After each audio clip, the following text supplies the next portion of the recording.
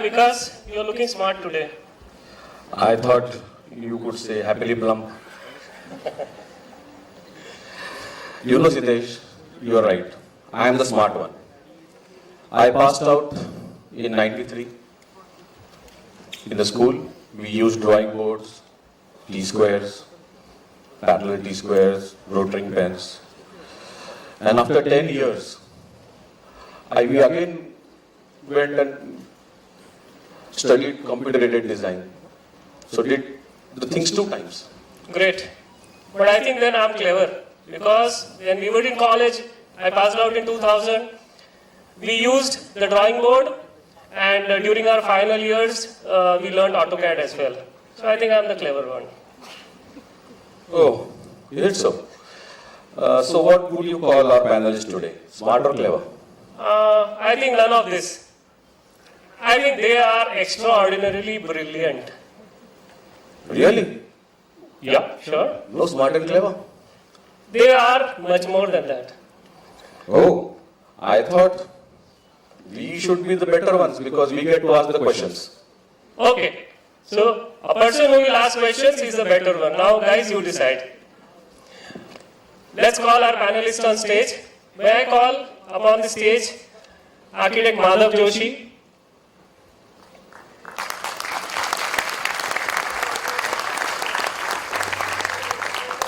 Madhav sir is the leading architect who's predominantly doing commercial buildings, IT buildings, institutions, and of course we know great work. Thank you sir. Please come. Center.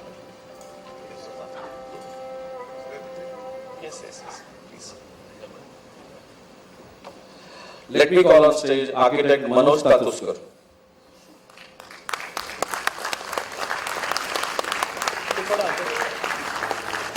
He is an artist by soul, a passionate architect, and expert in DC rules and building bylaws.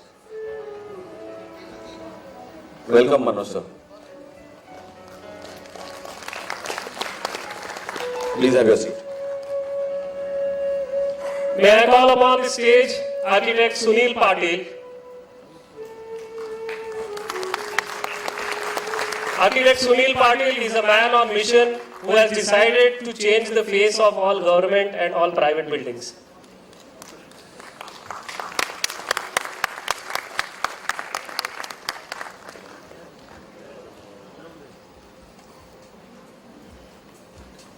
I think we are missing architect Shashank Phadke. Is he there? Okay, I think he'll join May I us. call upon the stage architect Anil Ranka. Excellent designer, very meticulously he designs high-end residences and very interesting spaces.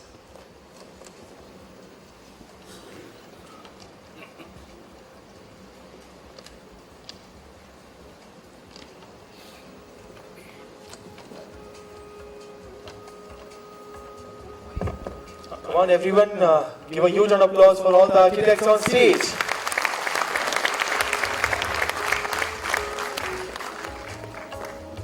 We thank all the panelists. On a very short notice, you could really make it for the event. Thank you all of you.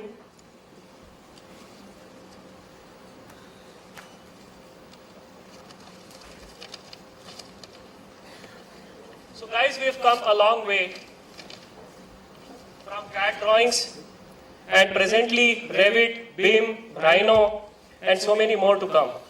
That's a huge transition. Vikas, tell me, when you passed out, what was the definition of high-rise building? Earlier it was 3 floors, and probably when I passed out it was 7 floors. Should I ask the same question to Vishwas Kulkarni sir? He will say ground floor. Sorry sir. On a lighter note, and during, when I passed out, it was 11-story, 12-story buildings.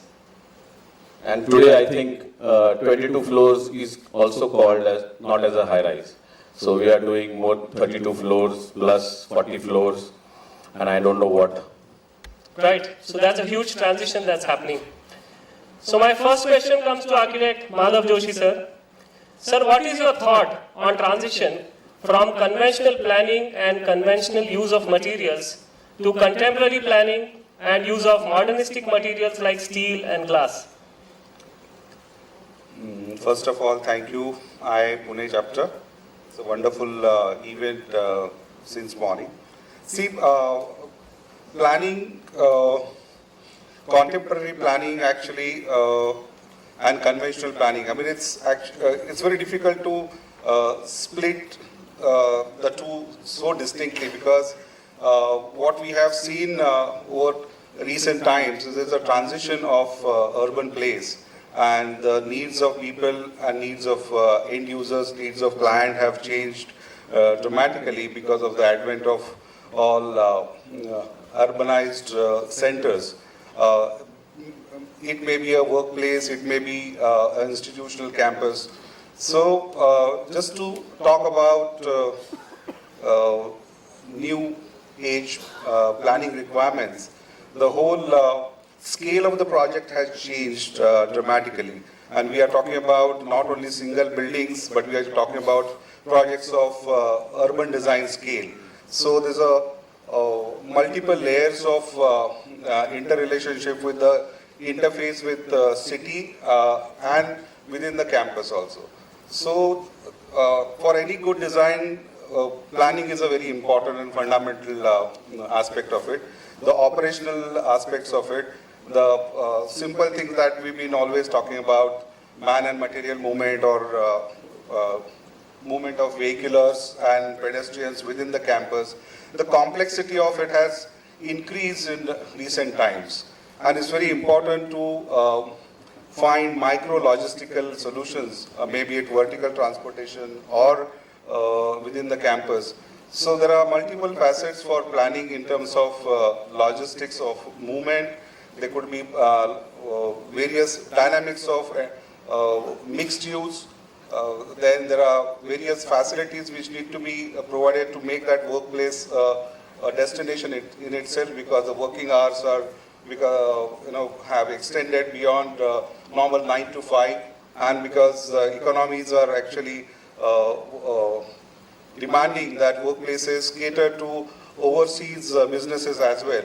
So the whole dynamics of workplace has changed, and therefore the requirements of that workplace to be more convenient and comfortable for the end users or the employees has added to that dynamics. So the new age planning requirements includes a lot of these things together, and architects have to resolve that entire, all those parameters together to come up with a workable solution. Rightly said, sir. But do you face a challenge that many a times when, say for example, you're doing a commercial building, you wanted to use some conventional materials, but considering the kind of speed that a client wants, they may force you to do a glass facade because that is, done on site within 15 days, unitized facades and all this. So how do you deal with this, and are you happy doing it? See, personally, I mean, and for most of us, we have come from the times where we been sort of working with brick and mortar and stone and mortar, working closely with masons, and these new age materials like glass and steel and aluminum cladding materials, and there are a whole lot of materials for building the envelope. So personally, I mean, everyone may have a different opinion about the image of a corporate building, for example. But the marketplace demands that, a so-called international image needs to have certain palette of materials, and which is somehow you have to sort of deal with it. But with that, you have also an opportunity to explore those materials differently. Now, it's also a huge dilemma when you want to sort of use, you are like asked to use a lot of glass for that matter. Right. I mean, even if you have to do that, the economies of the project apparently do not allow you to, add a second facade or second skin to it, which is the need of this climatic zone. And because there are a lot of efficiencies in terms of heat gain are affected directly if you don't do that. So, but recent times, clients have come around looking at examples somewhere else or by your own insistence and convincing them. They are slowly sort of, allowing you to experiment with interesting possibilities with the new materials as well. And it's a huge spectrum that we've been sort of dealing with. On one hand, doing a concrete finish building with radiant cooling, which has got like 1/3 energy consumption, which ideally should be adopted by all the commercial spaces. So the possibilities are adequately demonstrated already. But since the entities who are going to pay the end bills are not going to be the ones who are creating those, there is a reluctance about it. Of course, it has also a lot of operational challenges, but at least there are few entities like institutions who listen to you and allow you to experiment with these things, which should be the way forward actually. Right, sir. So, question from me also. Sir, architects normally who have a very successful practice like yourself in our fraternity always seems like they are mostly business aware. By saying business aware, I mean that your consultancy practice and the business involved in your success of your practice are two different things. Sir, how would you take up this challenge and explain where did you learn the business element of your practice? Was it by experience, and how do you use it now to make your practice grow? And how do you differentiate between being a designer and seeing the business in your practice? It's a very complex question because, see, grass is always greener on the other side. I mean, in the audience, on the stage, I mean, there are, much more successful, friends sitting around here. And everybody's definition of success is different. Every architect, by virtue of its, specialization, he or she feels that they are good in their own, services or, the creativity. That's a wonderful thing about, architects. I mean, they are happy with themselves all the time, and that's the energy that, comes into their business. And this, I mean, they have clientele who definitely sort of, go by their creative ideas and provide more and more opportunities for them to work on. Success can be measured, differently by different people. And some may be content with very little, some may still want to sort of, achieve much more in terms of turnover, maybe doing number of so many square footage of built-up area, or some may be content with, doing certain number of quality projects, or maybe just few projects, but doing them, uniquely. So it's a very subjective topic of dialogue. So I would sort of leave it at that for So I understand, sir, that satisfaction is the takeaway you want to say. So it's a very good input for our young architects. Yes, definitely. So what about money? But Yeah, money has to be there. I mean, you have to be street smart. Or of course, I mean, you have to sort of give service to the client for which he is paying you. So those are important aspects. And organization of your own office in a particular way to operate it efficiently is very important. There are lots of systems which have to be in place. And as you grow, you have to sort of, take care of your team most importantly, because it's not a sort of contribution of your own, but it's a collective effort of the team and your consultants also. So taking everything together, it's a very complex sort of task. And some are organized much more business oriented. Some are still struggling to sort of come up to that level, but still wanting to sort of take a pinch and still keep on doing good work. So there are degrees of sort of, successes depending upon how you are sort of conducting yourself. sir, can you share us some experience probably when first you met your first corporate client and when you were just a consultant probably, and how did you react to the corporate approach that these MNCs have, since you are dealing with them day in and day out? So any experiences that you would want to share? Yeah. Uh, See, I mean, there are people watching you for your work and quality of your work. So clients quite often find you. There are stories other way around also. I mean, some of us are more proactive and they reach out to client and make yourself known to the wider audience in terms of getting project. In our case, I mean, we were recommended by a few like-minded colleagues in the profession for a particular job, and we were asked to sort of assist an overseas firm for a project. And the first important thing that we realized that we have to understand all those abbreviations that everybody is using, like what is FNB, what is MNC to start with, and there is a whole lot of jargon all these marketing companies throw at you. And you look smart if you know all these short abbreviations of various things. And we sort of got around with that very quickly. And because the content is not very complex, we are not asked to sort of do some brain surgery. I mean, still we are talking about architecture. So it wasn't very frightening in that sense. And you have a confidence of having done good work already. It's just the matter of scaling it up and understanding new technologies, not only the materials, new systems. And then second thing was knowing, tens and 20s, lots of brand names which are internationally considered the good brands in terms of material, products and systems. So it took about 4 to 6 months to sort of get around those new terminologies, and then we were with them and making them. And third important was being online. That was a new thing, and you have to respond to those timelines. You have to start early. If you are working with a firm from Singapore, you have to be in the office yourself at 6 o'clock because those guys come early there also.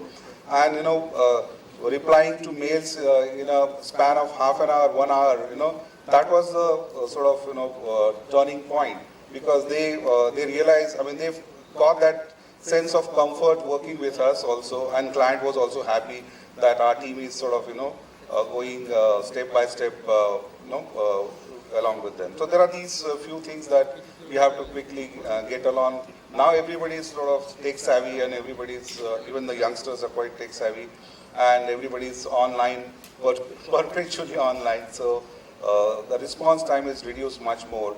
What matters is that you need to sort of respond with the quality and the content, correct content. Rightly said, sir. Very good input for all of us, that we have to learn the client's, we have to understand the client's language. For example, you talked about abbreviations. Last week I learned the abbreviation, I'll make it public. It is RNA, and I understood it is Rara Net Area, which was new for me also. Okay.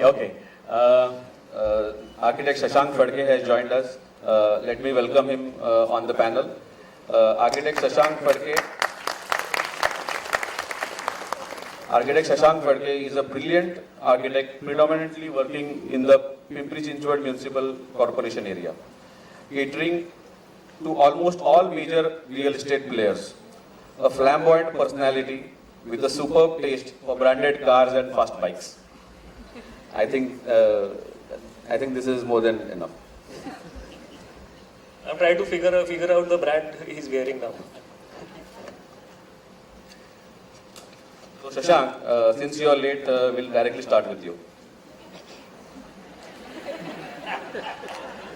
हे पुणेरी टोमणा म्हणतात तसं होतं हे.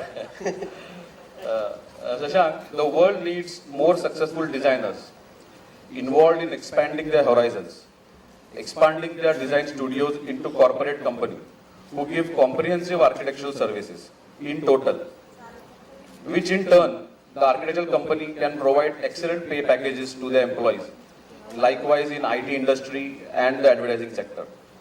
How do you explain such type of exponential growth in your firm or in architectural practice in general? Your views, please. Well, Vikas is futuristic development, so I was very sure you will be asking some question close to that. So I should say that those who are experienced architects, yes, now they have to take one step further, and they should think of going, becoming a corporate architect. But the problems that normally an architect faces is, moreover, he is an artist, and artist lives more for his name and his creation, and less for doing business, and that is the challenge that he always has to face. So basically, he has to overcome that thought process. Initially, he has to convert himself from an artist to a businessman. He has to create a blend. And then it will be possible to get converted into a corporate entity where you may have a faceless organization will be doing loads and loads of work. Now here, further to classify this, I should say that it depends on the kind of work that you would like to do. In case you again will end up doing square foot, and with developers, then might be you will have to struggle more to achieve that kind of success. And unless and until you earn, you cannot spend. So to have employees and to have that kind of a pay scale and people working with you, first you need to earn. So you have to first decide what kind of projects you should do, as now you are experienced, you are well equipped, you have got infrastructure inside your organization. So you should start thinking and diverting towards special buildings, special projects, where the criteria is not square foot, but the criteria is creativity, material application, and the beauty or the artifact kind of a thing, and architecture can be presented. So that is the key to get converted to this kind of organization. And considering this futuristic thought process, yes, now it's the need of the time that those who are successful architects and those who have got infrastructure, they should get converted to a corporate entity. Rightly said, Shashank. So the quality of space is going to matter more.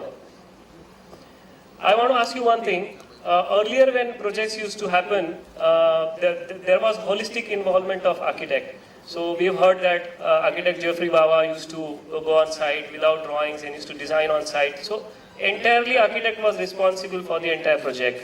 But now we realize the scales have changed.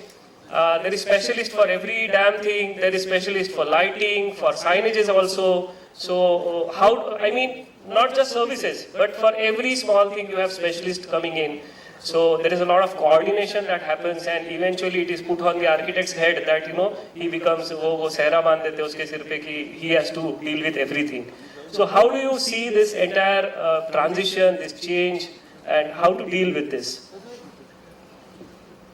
This question I would treat it as an extension to what Vikas wanted to know. So once we think of going corporate, then now we have to remove that element of pin technology, where everything right from sourcing the material till final production.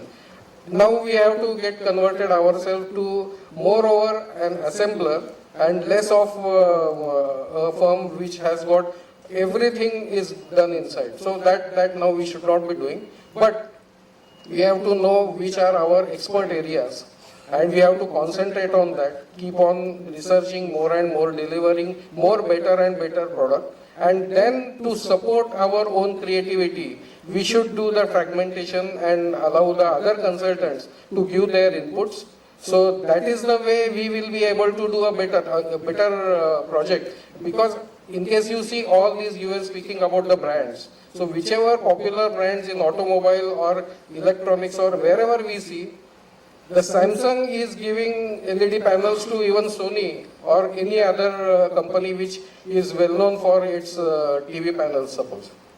Same thing is happening with the automobiles. And there we have to see to it that the expertise of everyone else we have to use, and then we have to decorate our own product. Shashank, I heard this word once you go corporate, right? You talk about corporate architect, and somebody else also, Vikas also said about corporate architect. So what is the difference? What is that you have to render more service as a corporate? What is the difference between corporate architect and, because is there anything else that you have to, render more service? Yes, sir, I'll tell you. See, what is happening is, I think Shashank will share more light on that. See, all his developers earlier were unorganized. So only there were 3-4 people in their offices, and probably the reception only used to do everything. But coming now to where this real estate is going in Pune, they have become more organized and more corporatized. So they employ so many people who are CEOs, MBA graduates, and so many other things. And now these people try and deal with, I think, his office. And he has now to employ such talents to deal with, again, these people. So my question to him was that, how is he managing such changes where his clients are organized, more organized than him now? I couldn't ask it properly. My question is that our clients can be corporate, but is there any category called corporate architect? That's what I want to ask. No, it is just the terminology I used. I am not saying that there is a difference in a normal architect and a corporate architect. Basically, it is the type of delivery and type of protocols that you are setting inside to have an exchange in a better way. Because unless and until you don't get organized and unless and until you don't start dealing. Now he was also speaking of the employment and better pay scales. Now it is a well-known fact. You pay more most of the times. You pay more, you will get better product. So the factor here is how best you can have by buying that kind of a commodity or maybe the talent. So in that case, unless and until you don't get organized, you will not be able to deliver that kind of product. And to do that, first you have to earn. So there I was saying that the corporate thought process is going to allow you to have a better exchange with these corporate companies. Right. So I think having systems in office and being more organized is being corporate. So let's take it this way. Also being online. Yeah, being on social media also. So Sunil sir, I want to ask you one thing. We have seen that earlier, the face of government buildings and a typical design language. But now we see, especially the buildings that you have done, be it the VIP Circuit House or Collector Office. So we are seeing this modern design approach is there, and climate responsive designs are being appreciated. So how do you think that this transition basically has taken place? Good evening, everybody. If you think retrospectively, if you go back about 45-50 years back, even those government buildings were quite contemporary and climate responsive. For example, you just take example of our Mantralaya, Secretariat building, or even that Air India's building, or many buildings which are done for LIC. You see, those were quite climate responsive, quite apt for our climate, and also very contemporary. But then, and they were done by obviously private architects. But I don't know what happened then. Something got lost, and then private architects were reduced, and PWD really took over, and or MSRDs, whichever government agency, and they had their own architecture being, and in between there were some buildings created which you know all about, and that's why you're talking. But then what happened is, like after that, again when private architects were involved in government buildings, government sectors, there was a different trend. Like a government building, this is because of the authority of the client. The government building means monumental. And there was an era about 20 years back that monumental means postmodernist. They used to expect buildings with this Ionic order, Doric order, the elements from classical architecture or Roman or Greek architecture. And then these government authorities used to insist on that. And it was very difficult to change that mindset of this authority, mainly not just bureaucrats, but even these politicians. They had this perception about government buildings as a building, something like White House, with classical elements. And there it was a real challenge, to change that mindset of this authority. But then somehow, it also requires a politician or the authority to have that kind of vision, which when I did my first big project in Pune, VIP Circuit House, one building, that fortunately our deputy CM had that vision of contemporary architecture, and we could do it. But again, when we say contemporary and modern buildings, people start comparing it with IT buildings, and then modern means glass facades. That was again a perception few years back, and then it was very difficult to convince many clients, not just government authorities, that glass facades are not appropriate for our climate, because you know that we are in tropical climate, and then people talk about using different glass, its quality, but it's like creating a problem and then solving it. So then again, what to do? But then what we recommended is that we should go for green buildings and get it rated by some authorities like GRIA or the other authorities that are American. But then with that, we started introducing some elements like fins or louvers or jalis, and that green building thing allowed us to actually do climate responsive architecture, still very contemporary, which can compete in architectural style at international level. And that's how we could do it. And I think green building, this climate responsive architecture is all about future now. Rightly said, sir. So there is a huge transition that we see in the mindset of, as he said, political parties, and of course, there's one more hurdle is that most of the designers face that when we work on a government project, there is something called SSR. Previously, they used to call it DSR, that is state scheduled rates, and you are normally supposed to choose your specifications or items from SSR. And when I did my first project at IIA Circuit House, believe me, 50% of my elements were out of that SSR. And any element, any item out of that SSR, you need to go through a huge, tedious process of getting it approved from higher authorities. But then we took hard efforts on that, and we did it. So that is another challenge. But now most of these items are already listed, so it's good for future projects. But then when you do government projects, this one thing is that you have to really do a lot of convincing. As in the morning, architect Bimal Patil was talking about creating awareness in the authority, in the bureaucrats, politicians, or even public. So that really you have to take hard efforts in doing that.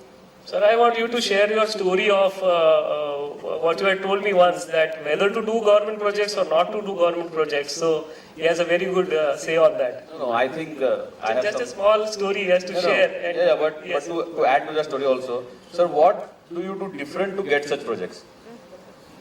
I don't do anything different to get this project. See, there is a Because most of us seem not to get such projects. No, I don't think so. I'm telling you something, but maybe in Pune there are hundreds of government projects going on. I might be doing just 5 or 6, okay. But there are other private architects who are doing a lot of government projects. So, see, it's a basic process that they publish this, tenders, or now we call it, they request for proposal, and then you have to go through it. The thing is that the qualifying criteria is set very, very hard. And that's why most of the young architects or younger firms don't get qualified. But then there are ways to do it. You can collaborate. You can do joint ventures and some of it. Shitesh is also doing a couple of government projects. I know that. Yes, so you don't have to do anything different. You have to just go through it. That's it.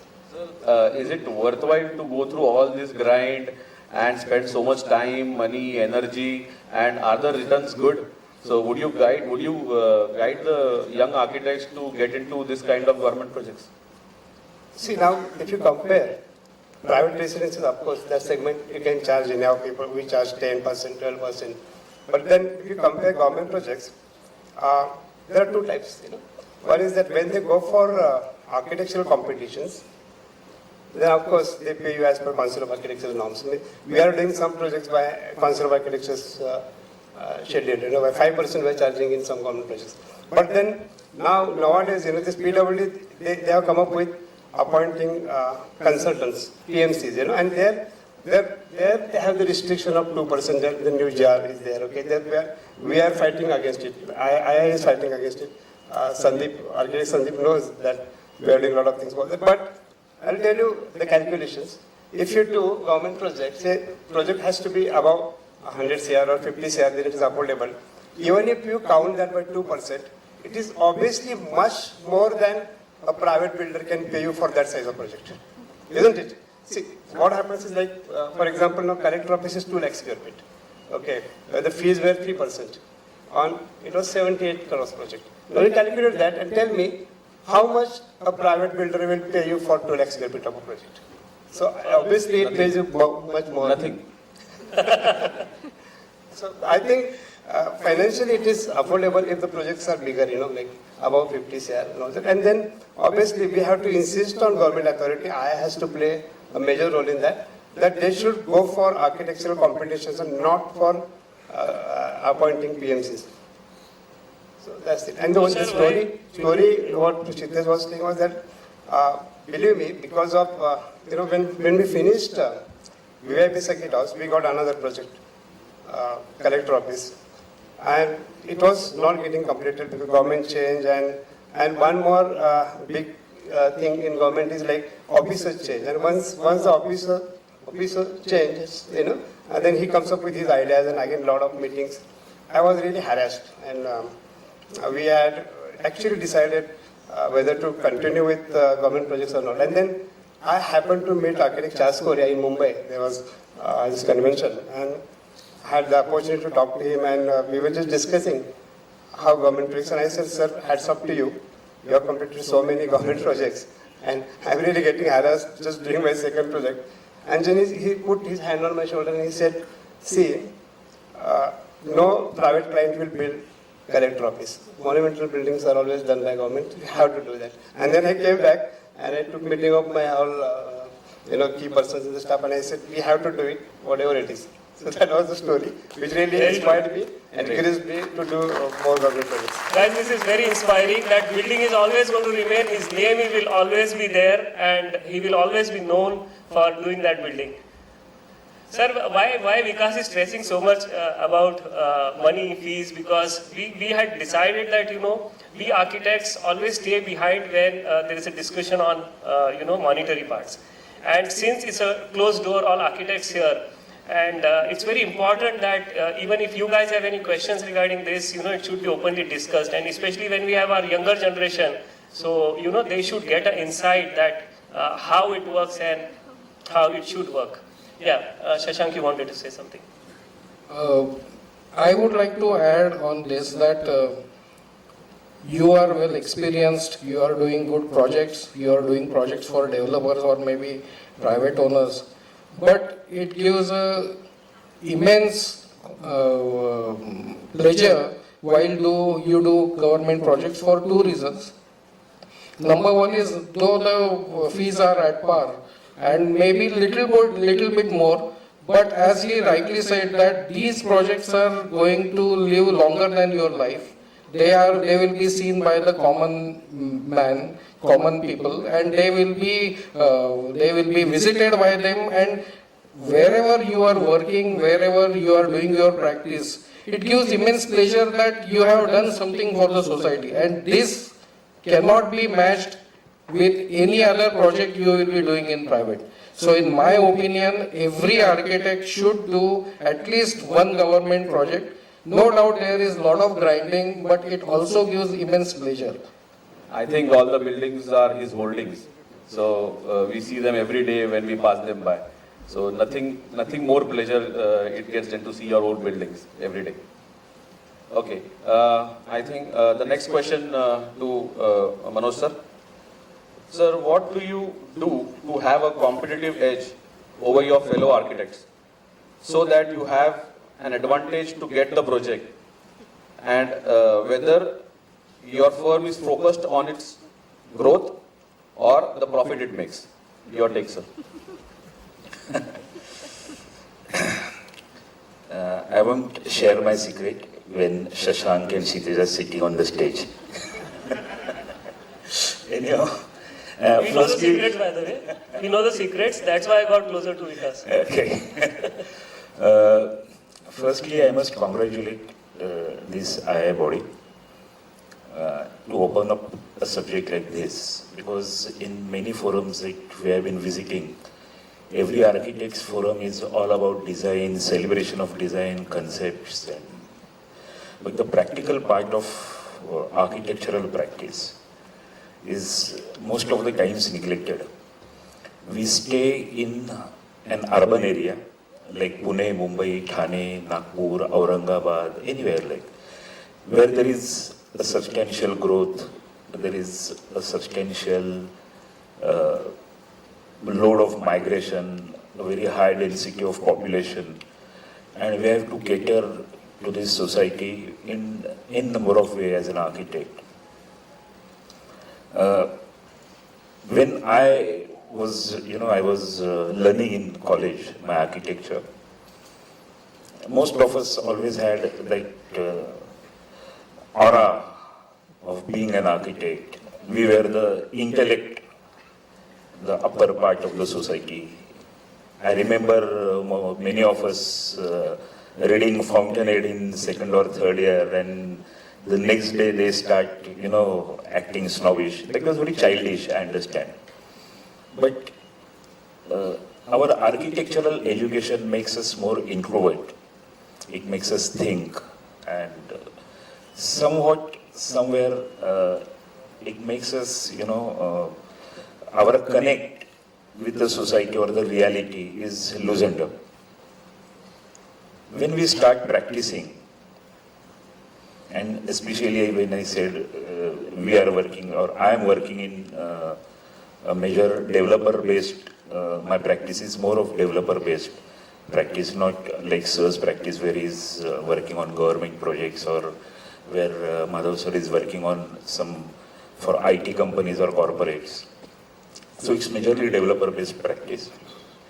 And this practice is totally governed by private players.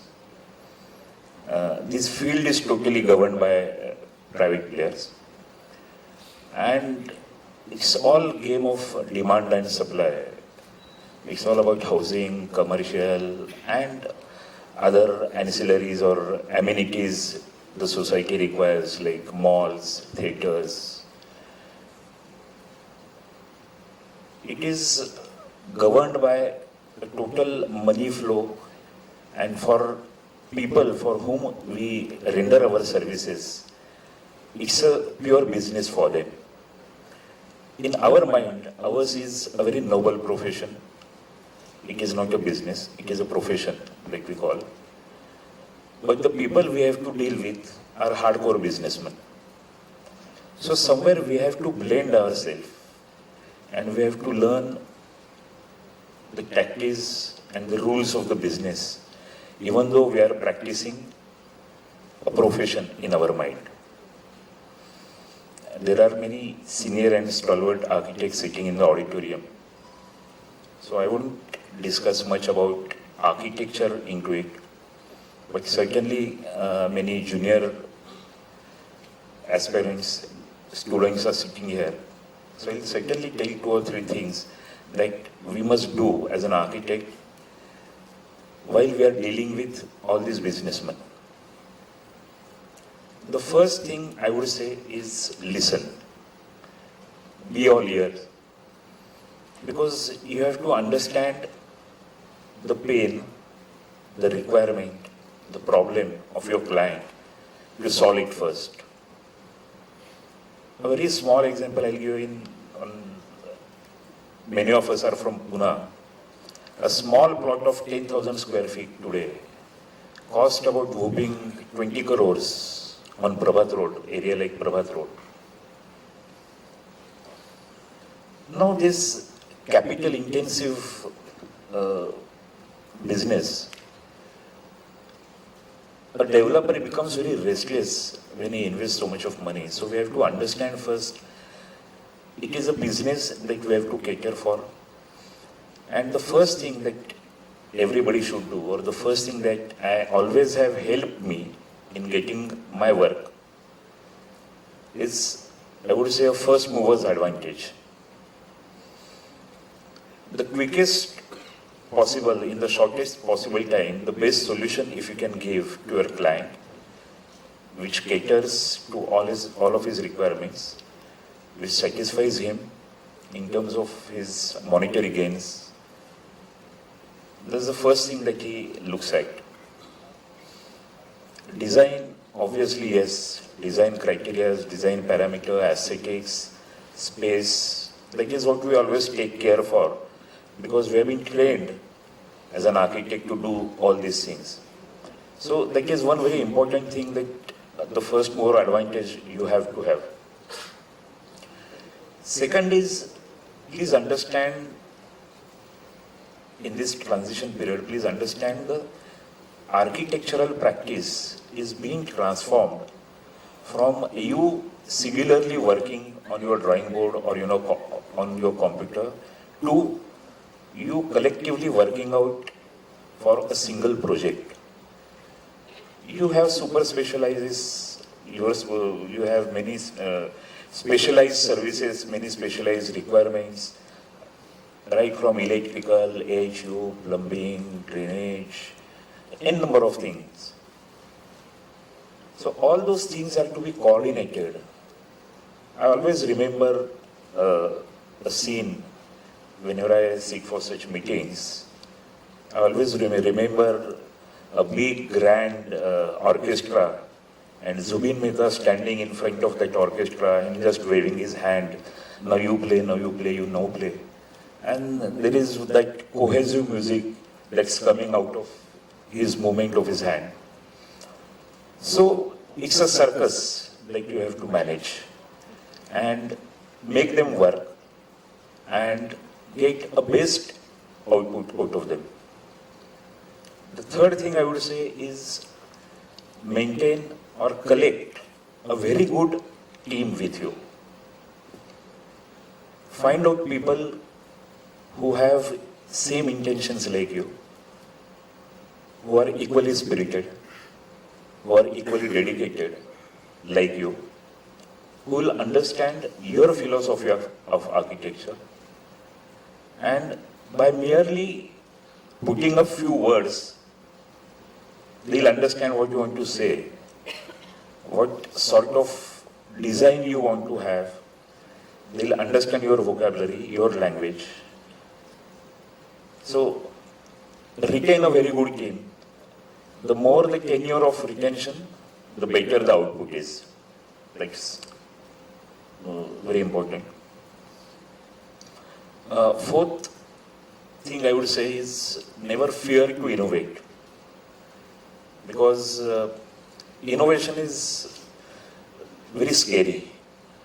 In today's world, where we have competition so hard, where you are delivering your drawing, knowingly, unknowingly, whether you know or you don't know, there are another 2-3 your fellow architects who must have submitted their designs for the same project. But never fear to innovate. Many of the legendary buildings were so criticized when they were erected. After say 40-50 years now, we say those are very beautiful buildings, like Eiffel Tower. So, do that.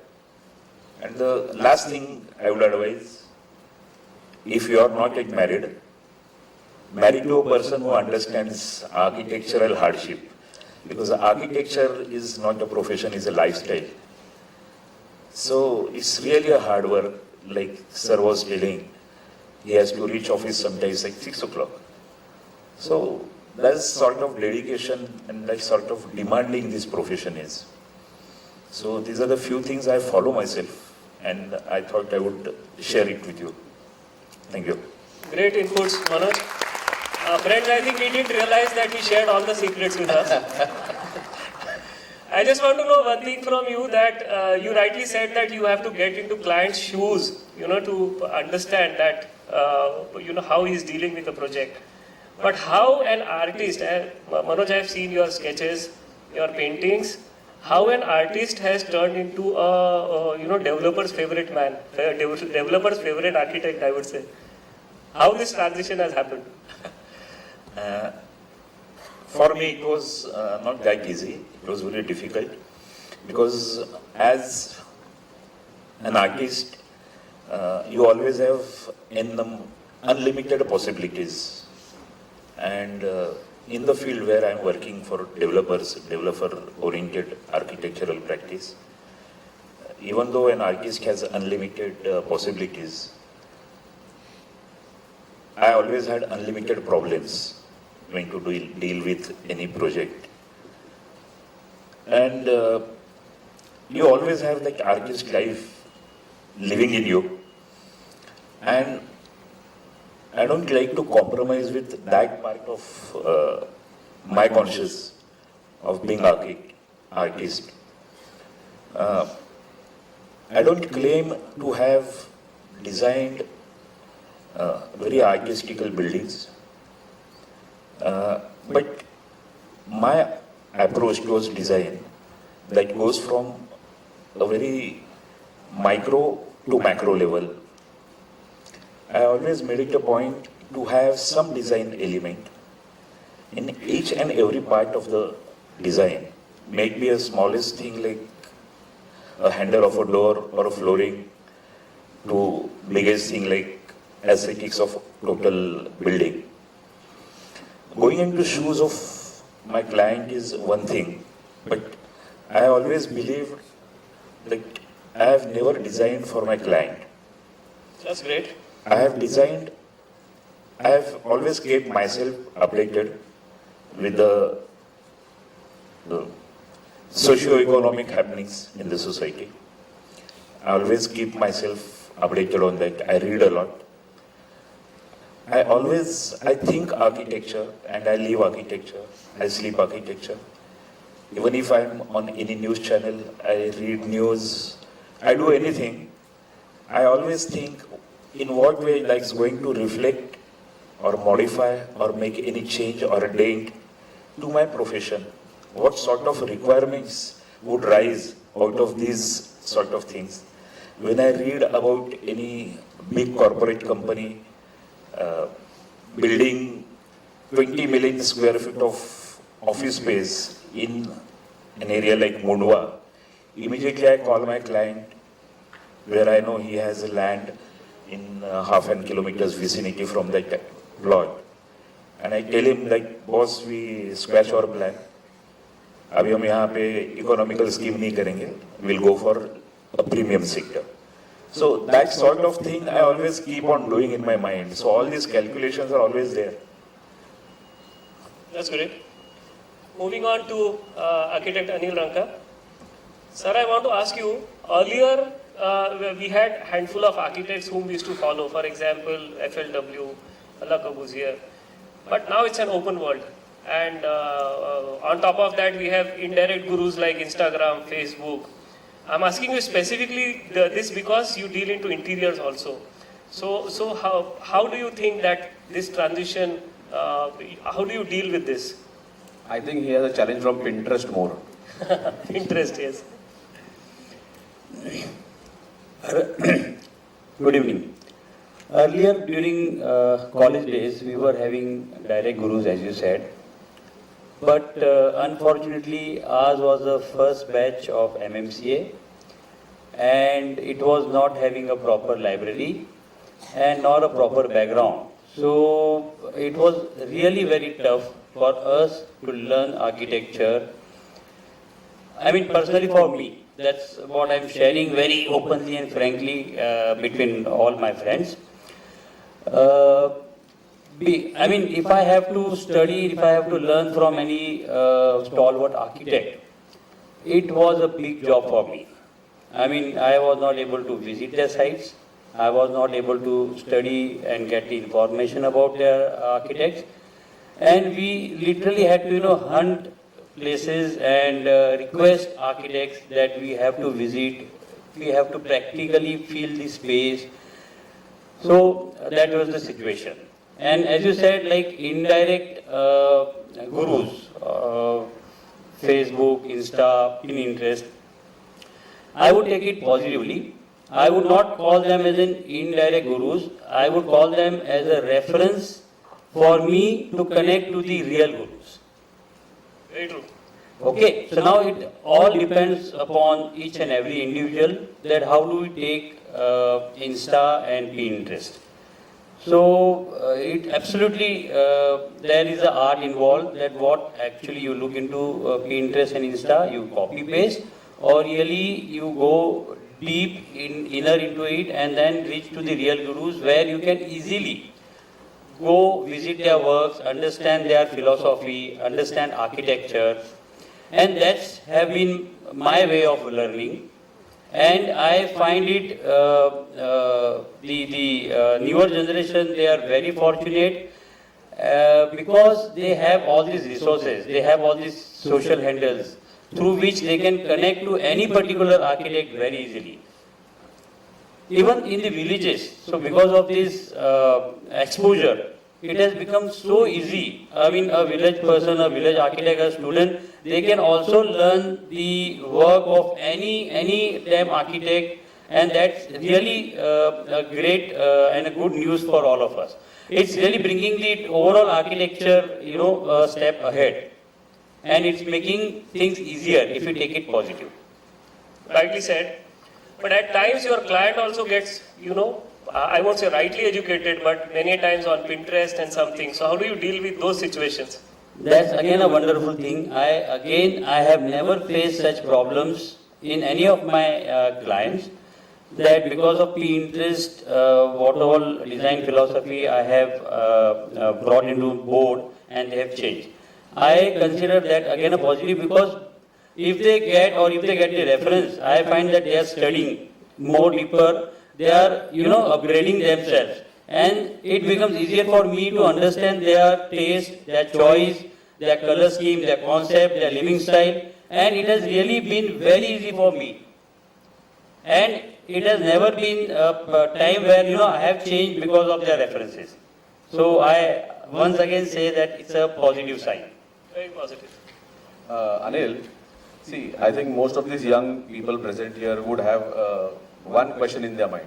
Since you deal with all the rich and the famous, and you make their houses look more beautiful, and it's in a very grand way. So there's one question in their mind: do bungalow and interior architects make fast and more money than the normal traditional architects? Like Shashank and Manoj here, the project goes on and on for 5 years, 6 years, 7 years. The same thing, and you do it in 6 months flat and get out and go in for a new project. So how is the kick and how is the money?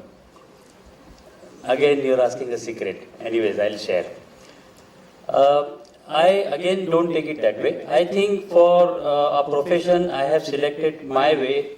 Okay, I find that passion, vision and action, that determines your direction. I would say even my friend Sunil, he does a wonderful government projects. Definitely, as he mentioned, he generates good revenue. Even my friends Ar.Manoj Tatooskar, Shashank Phadke, they are into a developer's project, but I am damn sure that they are making good money. So money should not be a criteria. It's upon, like I was also doing, when I started my practice, I was also working for a developer. No, but I think money is the criteria here. I'll tell you. But then I chose my field, that I want to do only bungalow and interiors, because I started liking that. Okay. Revenue has never been a criteria. Okay. And as I told you, slowly, gradually, and why are you smiling? I understand. So I'll answer that question also. Revenue has never been a criteria, but fortunately, I started with the interior of say 1 lakh, and now I'm doing a bungalow which is worth 100 crores. So revenue, of course, I would say that yes, it's a good generation of revenue, but only if you do a high-end project. And to get a high-end project is a big deal. It's a big pain, and for that you need very good determination and good working, good detailing. So it needs patience. You need to really meditate for that. You have to have good patience. See, it's very simple. I do projects for developers and you build their homes. So I get paid less, you get paid more. But I give more time I give more detailing, more drawings. I think Madhav sir rightly said it in the beginning only that grass looks greener on the other side because. Because I want to add something.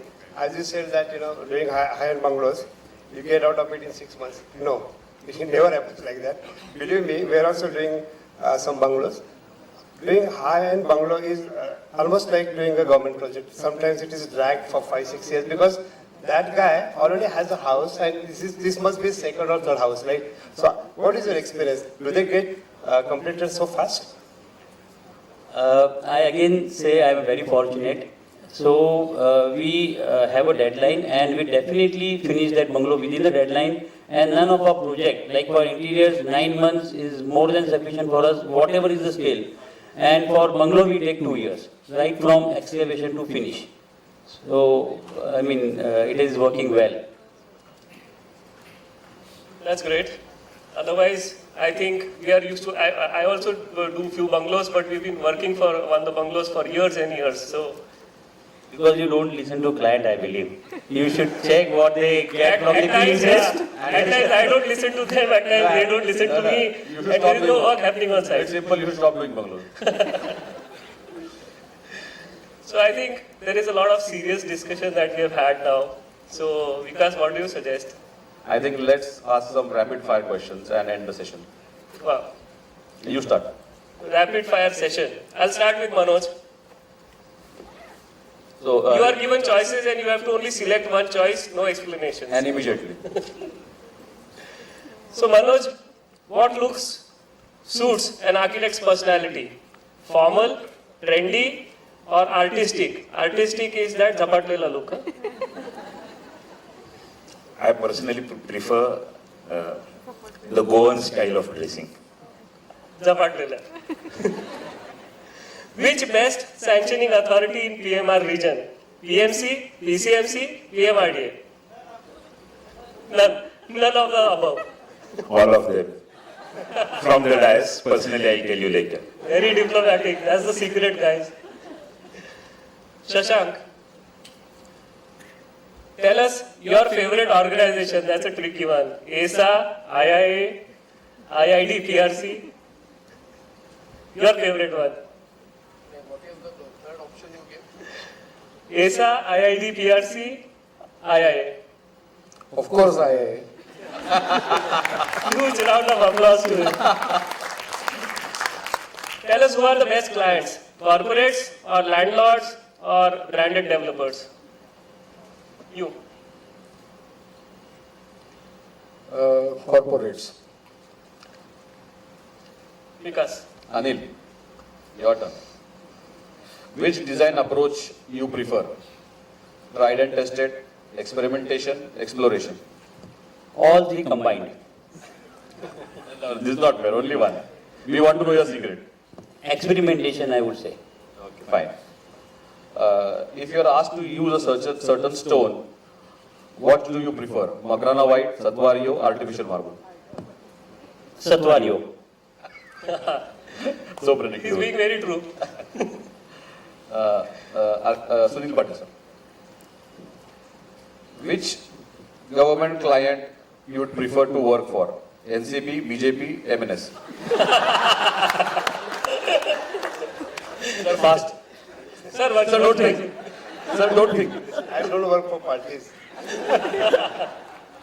Okay, which government would you prefer to work as a government I don't work for contract? governments or work for people, public. Okay, sir, we'll let that go. Which social media do you prefer? Facebook, Insta, Twitter? Facebook. Madhav, sir.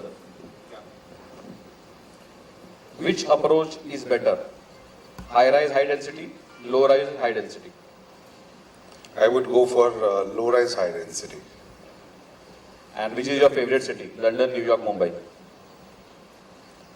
London? Great, sir. I think we should thank all our panelists for being so modest in their approach and telling us a few secrets here and there, but not letting the cat out of that house. I think we'll need still more sessions like this and panel discussions, but all the audience had a long day, so we'll end this session And we thank all the panelists for all the time that they have spared for us. And just on a closing note, you can just give a one-liner message to all the young architects here. Sir Madhav, sir, from you. Every job that you would get, I would suggest that instead of looking to it as an opportunity, consider that as a responsibility. Well said. Well said. Manoj.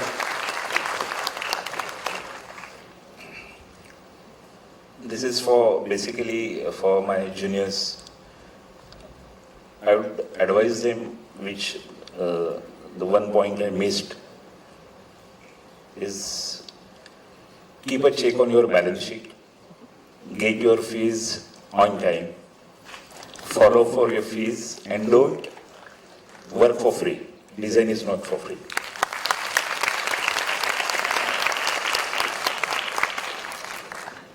Sunil, sir.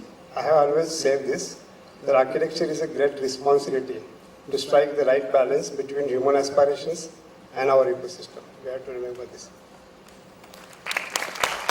Anil. Passion, vision, and Money. money. Apart from that, I would say that you need to keep good patience. You don't go behind money. You need a good patience. Money will automatically follow you.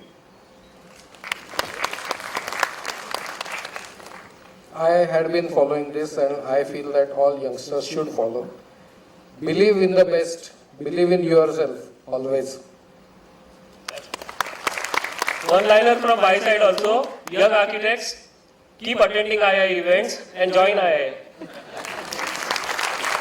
And thank you all, you lovely audience, for being such a lovely and sporty audience.